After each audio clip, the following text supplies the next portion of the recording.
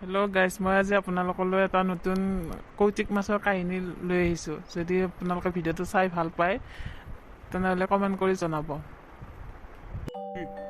কৌতিক মাছৰ কাহিনী। এবাৰ এটি বন আছিল। সেই বনৰ মাজত এখন সৰু পুখুৰী আছিল।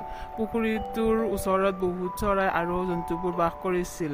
সেই কৌতিক মাছ যাৰ নাম আছিল কুটি সেই পুখুৰীটোৰ মাজত বসবাস কৰিছিল।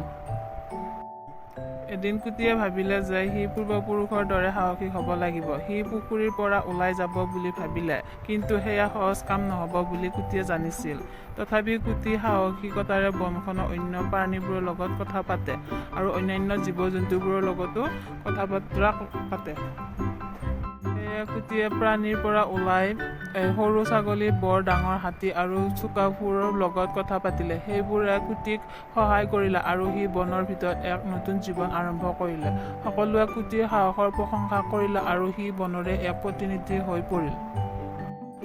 তাৰ পিছত সকলোৱে কুটিক বনৰজা হিচাপে স্বীকৃতি দিলে। এইদৰে কুটিয়ে জানিলে যে সাহস আৰু বন্ধুত্বৰে যিকোনো সমস্যা সমাধান কৰিব পাৰি। সেইবাবে সকলোৱে তেওঁক বনৰজা হিচাপে স্বীকৃতি দিছিল। যদি আপোনালোকে কাহিনীটো চাই বা শুনি ভাল পালে তেনেহ'লে ছাবস্ক্ৰাইব আৰু কমেণ্ট কৰি জনাব। আৰু এনেকৈয়ে নতুন আৰু বেলেগ ভিডিঅ' আমি আপোনালোকলৈ লৈ আহিম।